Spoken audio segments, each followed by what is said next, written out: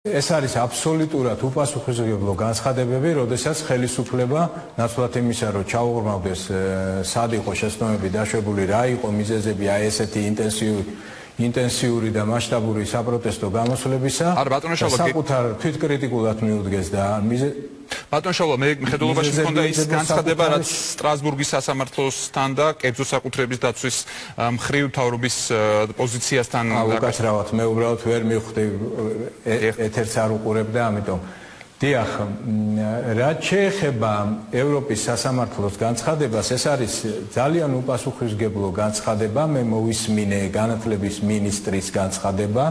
ამასთან დაკავშირებით, რომ თითქოს ევროპის სასამართლოზე გავლენა მოახდინა იმ 7 მოსამართლის კოლეგიაზე პირველი ერთი მოსამართლის გადაწყვეტილებამ, რომ გადაწყვეტილებები ნაჩქარევად იქნა გამოტანილი, რომ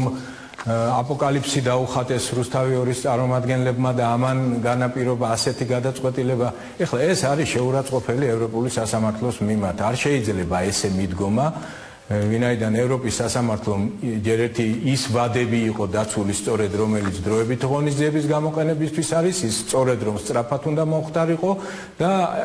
ევროპის სასამართლო არ ექცევა არავის მიერ დახატულ აპოკალიფსიური სურათის ქვეშ, ის აფასებს სწორად გარემოებებს და იღებს გადაწყვეტილებებს. ისე რომ ესეთი განცხადება უპასუხისმგებლოა და შეურაცხყოფელია ევროპული სტრუქტურების მიმართ და ჩვენ კიდევ მოვისმინეთ განცხადებები უმრავლესობის მხრიდან და მათ შორის იურისტების მხრიდანაც, რომ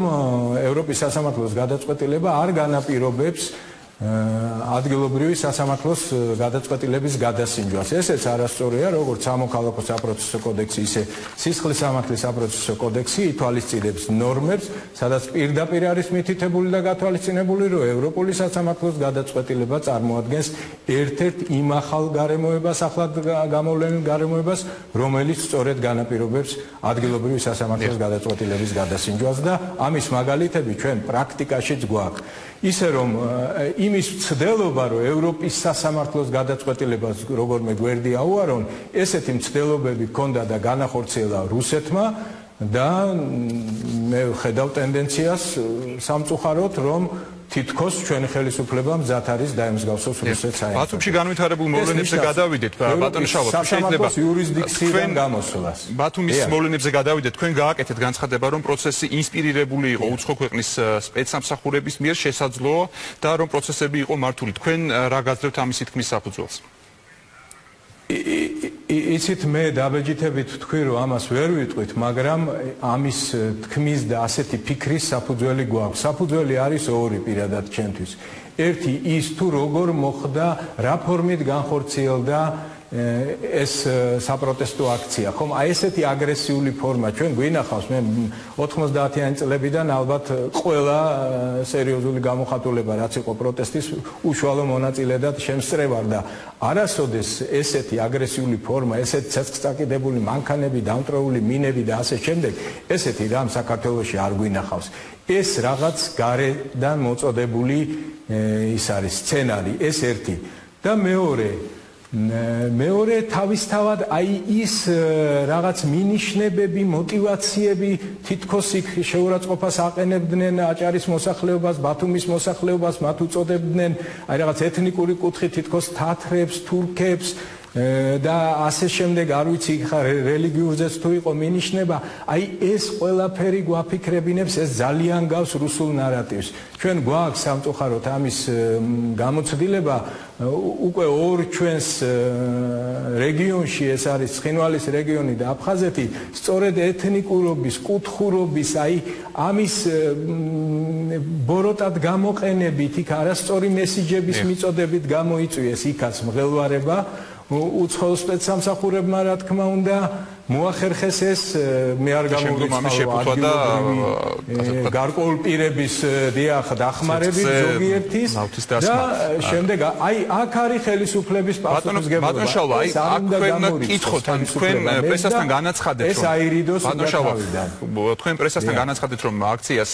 ერთ-ერთი კონკრეტული ორგანიზატორი წავდა, მხედველობაში მაქვს მერაბ ღოღობერიძე, რომელიც ამ ეტაპზე რუსთავი ორთან თქვათ ასე ვთქვათ კომუნიკაციაზე და თანამშრომლობაზე და კომენტარების გაკეთებაზე უარს ამბობს. თუ იკვეთება ამ პიროვნების, რომელიც ერთ-ერთ ორგანიზატორად მოიაზრება თანამშრომლობა, ასე ვთქვათ, ქართულ სპეცსამსახურებთან. დიახ, ეხლა მოგახსენებთ, იცით, მე ალბათ ესე არ მithქვას, რომ ორგანიზატორი ის იყო, მაგრამ მე ვთქვი, რაც ვნახე და ძალიან გავკვირდი, რომ ამ ადამიანმა აიღო თავის თავზე რაღაც როგორც ტერორისტული ორგანიზაციები რო იღებენ თავის თავზე რაღაც აქტზე პასუხისმგებლობას და განაცხადა, რომ დიახ, არის ესეთი გამოვლენები და სწორედ მის მიერაც იყო გაჟღერებული იგივე, რომ თითქოს აი ესეთ რაღაც თათრებს უწოდებდნენ და ასე შემდეგ აჭარის მოსახლეობას და რომ ეს დაგროვდა და მაშინ როდესაც მას ჩაეკითხა ჟურნალისტი რამდენჯერმე რომ კი მაგრამ კონკრეტული მაგალითი გააქვთ ვინ უწოდა, როდის უწოდა, ის ვერ ასაბუთებს ამას. ეს ერთი, ესე იგი, აი ეს არის მესიჯი, რომელიც უნდა გააჟღეროს, მაგრამ როცა ეკითხები კი მაგრამ სად ნახე, როდის მოისმინე, ვისგან მოისმინე, ეს არ იცის, ვერ იხსენებს და უშუალოდ კი არა გადმოცემით იცის, ესე იგი ვიღაცის მიწოდებულ მესიჯს აღჟღერებს და მეორეც, ჩვენ ნახეთ ეს ადამიანი როგორ არღვევდა კანონს და როგორ აგრესიულად იქცეოდა, როდესაც საკონსტიტუციო სასამართლოს მოსამართლეების სახლებს ესროდა კვერცხებს, აყენებდა შეურაცხყოფას და კიდევ სხვა ოპოზიციური პარტიის წარმომადგენლების მიმართ გამოქმედებები და რა რეაგირება ჰქონდა მაშინ ხელისუფლებას? ხელისუფლების რეაგირებაზეც გკითხავთ, იცით, დღეს მოვისმინეთ შინაგან საქმეთა მინისტრის საკმაოდ საინტერესო განცხადება, რომ ხელისუფლებამ შეეცადა მიზანმიმართულად ნაადრევად არ გადაედგა ნაბიჯები, დაელოდა ვიდრე მშვიდობიანი მოქალაქეები სახლში წავიდოდნენ, ქუჩაში მხოლოდ კრიმინალები დარჩებოდნენ და მხოლოდ ამის შემდეგ გადავიდა მოქმედებაზე. აი აქ რასთან გვაქვს საქმე, რამდენად ადეკვატური არის განცხადება, ანის ქმედებები, რაც 11-12 მარტის ღამეს აბსოლუტურად არაადეკვატური. აბსოლუტურად არაადეკვატური, სამწუხაროდ ჩვენ გვქონდა ის ღამე, რომლის განმავლობაში ხდებოდა ესკალაცია ამ საპროტესტო გამოსვლების, გადავიდა უკვე ძალადობრივ ფორმაში, მართლაც გადააჭარბა გამოხატვის თავისუფლების სტანდარტს და ხელისუფლება ამ დროს სამწუხაროდ საქართველოს თითქოს არ ყავდა, საერთოდ არ ჩანდა ხელისუფლება, ხელისუფლების ვალი იყო მაშინ უნდა გამოჩენილიყვნენ პოლიტიკური თანამდებობის პირები, არ ვიცი ეს იქნებოდა პარლამენტის წარმომადგენლები თუ